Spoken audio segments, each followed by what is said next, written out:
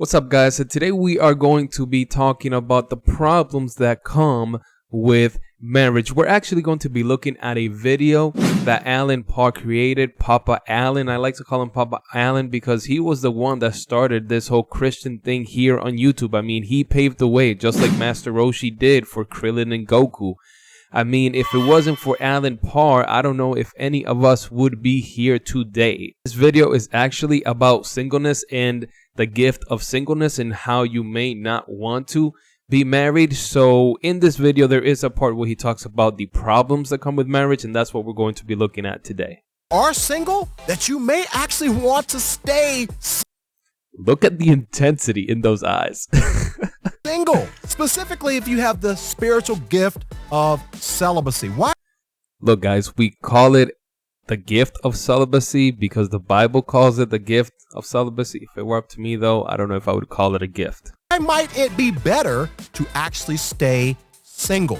That's coming up today on The Beat. Quality's pretty good. Check out that music. Move on to the second one, which is a little bit more practical. Paul says here, problems. He says, hey, another reason why you may want to stay single is because when you get married, you're going to have some problems that are...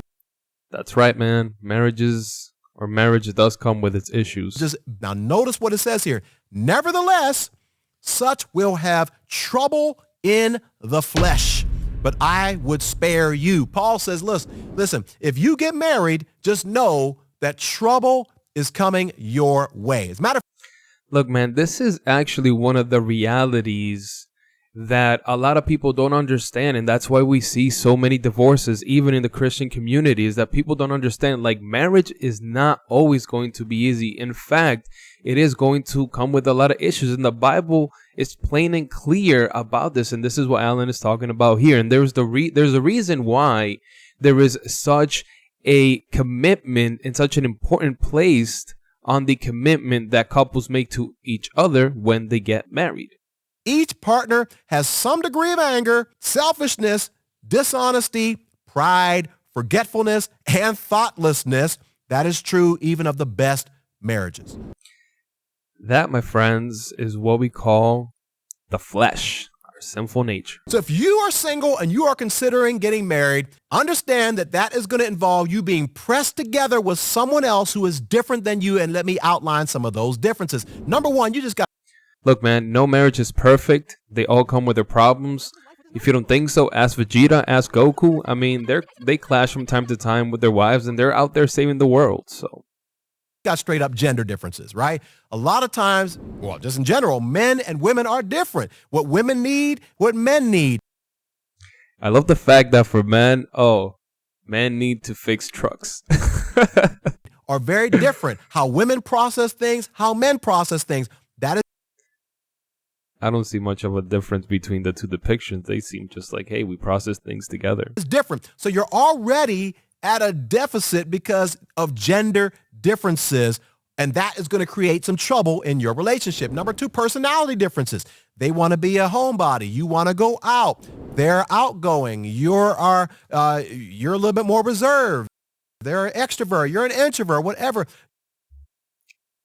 I mean, he made it sound like he was saying like 3 different instances, but they're all the same. Like if you're an introvert and somebody's an extrovert, or if you want to stay home and somebody wants to go out, like it's all the same thing. So I don't know why he just said the same thing 3 times. I guess maybe to bring the point home. It made it seem like he was talking about completely different things. You have different personalities, and now you're going to have to navigate around those differences. Number 3, childhood differences. The way you were raised might be different than the way your spouse was raised, right? Things that they grew up believing were right are different than what you grew up. And so now you got to navigate around all these things that have been embedded into you, have been embedded into them for their entire lives. And by the way, if you were like me and you got married later on in life, it's even more difficult because you're more stuck in your ways because you've been single for so long, and now you're bringing 2 people together that are very, very different. That's true, man. My wife and I were raised differently, And there were a lot of different expectations that we had to work through in order to be on the same page. And there were some things that we both had to throw away and just come up with, our own solutions and the things that worked with us. But I think that is a very point, and is actually very pertinent to today, because people are waiting longer and longer to get married. And that adds more complexity to your relationship because of what he just said. You've lived longer. You've developed more bad habits that you're gonna have to get rid of. So if you can get married early in life, do it. Sexual differences. Yeah, I said it, right?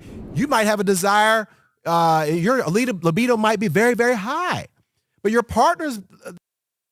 He has a desire to kiss her forehead. I mean, I don't know what to tell you. Maybe she doesn't like her forehead kissed. The desire might be a lot lower than that. So now you got to navigate.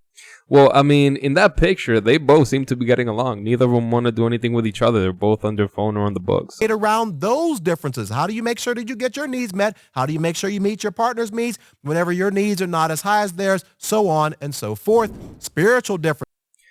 Seriousness, how do you say that? In all seriousness, that is a major issue that comes up in marriage when it comes to sexual drive and desire between the man and the woman, and navigating that and figure out ways to meet each other's needs. So differences, right?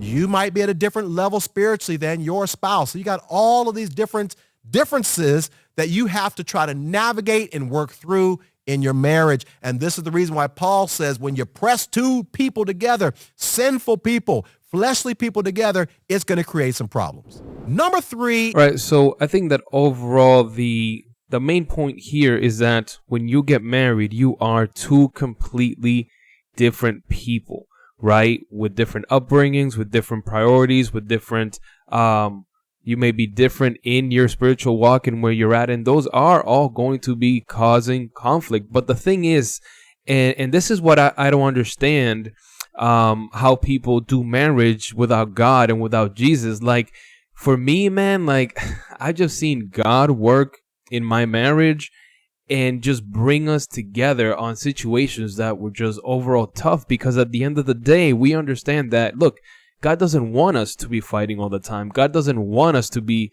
in strife. Overall, God wants us to be in a loving marriage, and God actually calls us to sacrifice to one another. So whenever there is some type of conflict, right, we are always reminded of the fact that we are called to sacrifice with one another. And that is what has helped us navigate our marriage, because of that higher calling that comes from God. So this is what I had for you guys today. I hope that you enjoyed this video. It's a little bit different. Let me know what you think in the comments. Should we do more videos like these, or maybe you would like to see something else? And as always, guys, I just want to remind you that we must persevere.